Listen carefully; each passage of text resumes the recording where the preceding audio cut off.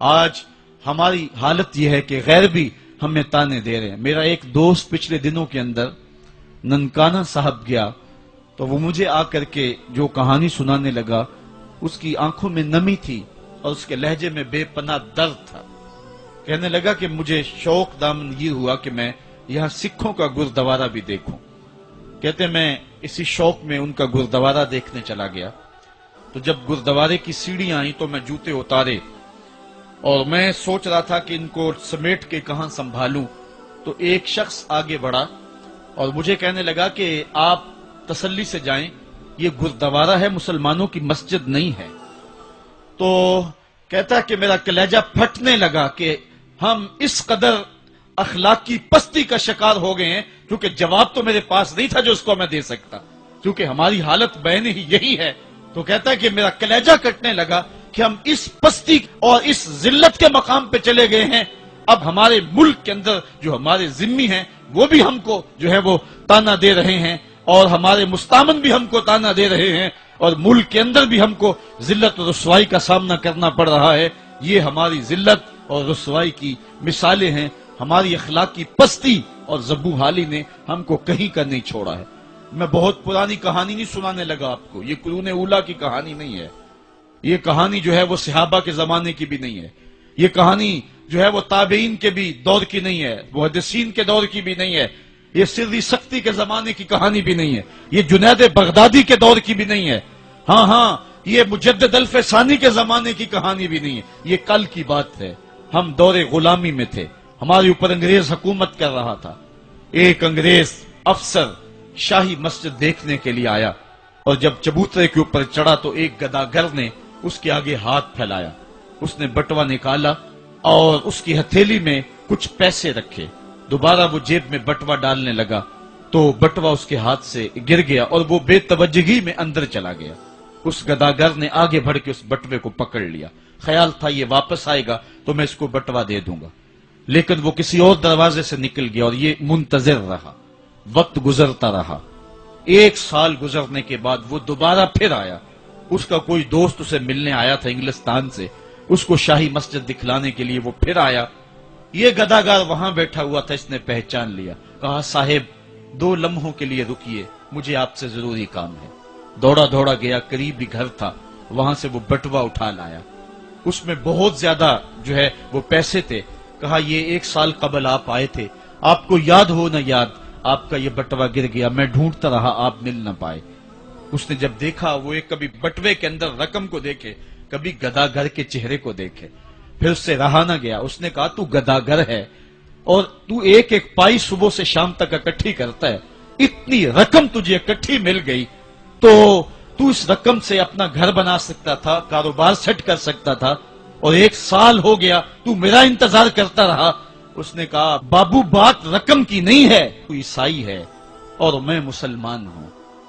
کل قیامت کے دن اگر تیرے نبی نے میرے نبی کو کہا کہ میرے امتی کا بٹوا گرا تھا اور تیرے غلام نے پکڑا تھا، تو پھر میرا نبی جو ہے تیرے نبی کے سامنے شرمسار ہوگا. میں گداگر ضرور ہوں، بے غیرت نہیں ہوں.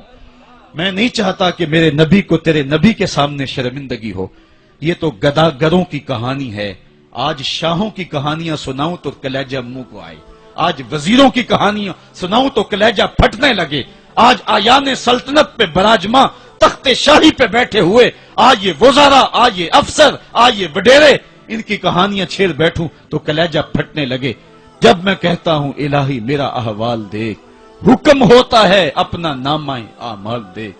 میں نے اصلاح امت کانفرنس کے موقع پہ آپ کو یاد ہوگا کہا تھا کہ یہ تو کرم ہے محمد کی زلفوں کا کہ ہمارے اوپر پتھر نازل نہیں ہوتے، ورنہ جو حال ہم نے کر دیا ہے اور جس اخلاقی انحطاط کا ہم شکار ہیں، ہمارے اوپر تو آسمان ٹکڑے ہو کے برستا. اگر ان کی رحمت نہ ہو درمیاں میں، ابھی آگ لگ جائے دونوں جہاں میں. اقبال کہتا ہے زوال بندہ مومن کا بے زری سے نہیں. یہ نہیں ہے مسئلہ، مسئلہ پستی ہے، زبوحالی ہے، تعلیمی انحطاط ہے، عملی انحطاط ہے، مرکز سے جو ہے وہ دوری ہے. دامن رسالت ماب کو چھوڑ دیا ہے. پھر رسوائیاں مقدر نہیں ہوں گی تو کیا ہوں گی. آئیے ابھی بھی موقع ہے، توبہ کا دروازہ بند نہیں ہوا، رب سے بھی معافی مانگ لیں، گنبد خضرا کے مکین کے حضور بھی ہاتھ جوڑ کے کہیں چھوڑ کے آپ کا دامن رحمت، آقا ہم سے بھول ہوئی، کھو دی اپنی قدر و قیمت، آقا ہم سے بھول ہوئی، دیکھ ہماری آنکھ بچولی، اپنے سینے اپنی گولی، بھول گئے ہم درس اخوت، آقا ہم سے بھول ہوئی، دنیا کے ٹھکرائے ہوئے ہیں، تیرے در پہ آئے ہوئے ہیں، کھول دے اپنا باب رحمت، آقا ہم سے بھول ہوئی۔ آج وہ شعر مجھے پوری طرح یاد نہیں آ رہے جو بچپن میں پڑھ پڑھ کے رویا کرتے تھے، وہ کیا کمال، کسی نے کہا ہن جے رونا تے اکھاں وچوں ہنیرا جاندہ نہیں نور جاندہ ہے۔ آج امت جس زبو حالی میں پہنچ گئی، ہن جے رونا تے اکھاں وچوں ہندیرا جاندہ نہیں نور جاندہ ہے، میں بدبخت نو ویک کے میرا سایہ بھی میتھوں دور جاندہ ہے، میں پاپی مجرم، میں میلا اتھرو، میں پاپی بندہ، حضور معافی، حضور معافی، حضور معافی، حضور معافی، تساں سی ڈکیا جنہ کماں تھی، حضور جی میں او کر گیا ہاں، گناہاں دی دل دل دے اندر گل میں تیکر اتر گیا ہاں، تو ہاڈے حکماں نو چھڈ کے آقا میں جیندہ کتھے ہاں مر گیا ہاں، حضور معافی، حضور معافی، حضور معافی، حضور معافی۔ علامہ اقبال فرماتے ہیں آؤ اگر تم دوبارہ اسی عروج کو دیکھنا چاہتے ہو تو دامن مصطفیٰ کو تھام لو۔ سارا فلسفہ اقبال نے اپنے اس ایک شعر میں نچوڑا ہے۔ شکوہ اور جواب شکوہ اقبال کی امت کی کہانی ہے جو رب سے کہی ہے۔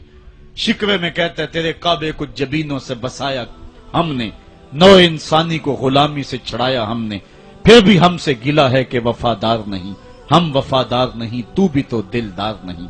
لیکن جواب شکوہ میں جب جواب آتا سارا نشہ اترتا ہے، صیغہ بدلا، لفظ وہی ہیں، میرے کعبے کو جبینوں سے بسایا کس نے، نو انسانی کو غلامی سے چھڑایا کس نے، صفائے دہر سے باطل کو مٹایا کس نے، میرے قرآن کو سینوں سے لگایا کس نے، تھے تو آباب تمہارے ہی مگر تم کیا ہو، ہاتھ پہ ہاتھ درے منتظر فردا ہو، وائز قوم کی وہ پختہ خیالی نہ رہی، برق طبعی نہ رہی، شعلہ مکالی نہ رہی، رہ گئی رسم آزاں روح بلالی نہ رہی، فلسفہ رہ گیا تلقین غزالی نہ رہی، مسجد مرثیہ خواہیں کہ نمازی نہ رہے، یعنی صاحب اوصاف وہ حجازی نہ رہے۔ تو اقبال نے اپنے جواب شکوے کو یہاں آ کر کے روکا، صدا ادھر سے آ رہی ہے، امت کو علاج دیا جا رہا ہے۔ اقبال کے سارے فلسفے کا نچوڑ یہ ہے کہ محمد سے وفا تو نے تو ہم تیرے ہیں، یہ جہاں چیز ہے کیا لوح و قلم تیرے ہیں، پھر لوح بھی تیرے ہاتھ میں دے دیں گے، قلم بھی تیرے ہاتھ میں پکڑا دیں گے، تختی بھی تیرے پاس ہوگی، قلم بھی تیرے پاس ہوں گے، پھر تیری تقدیر کے فیصلے واشنگٹن میں نہیں ہوں گے، پھر خدا بندے سے خود پوچھے گا بتا تیری رضا کیا ہے۔ تو ہم نے ان راہوں کا مسافر بننا ہے، آئیو زندگی کا جمال اور زندگی کا حسن حاصل کرنے کے لیے حضور کی دہلیز پہ آ جائیں۔ بہت دور جا چکے ہیں، آقا کی رحمت اب بھی آوازیں دے رہی ہیں، میرے بھولے بھالے امتیوں واپس آ جاؤ، میں تمہیں سینے سے لگا کے تمہارے پچھلے سارے گناہ بخشوا دوں گا۔ اور رب کہہ رہے وَلَوْ أَنَّهُمْ إِذْ ظَلَمُوا أَنفُسَهُمْ جَاءُوكَ، ظلم کر بیٹھے ہو کوئی بات نہیں، میرے محبوب کی دہلیز پہ آ جاؤ، میرے نبی کے ہاتھ اٹھ کے میں تمہارے سارے گناہ ہی معاف فرما دوں گا۔ اللہ کو توبہ قبول کرنے والا اور رحیم پاؤ گے۔ آفاق کے ہر ہر گوشے میں قرآن سنا کر دم لینا، اب رکنا نہیں، اب تھمنا نہیں، فردوس میں جا کر دم لینا۔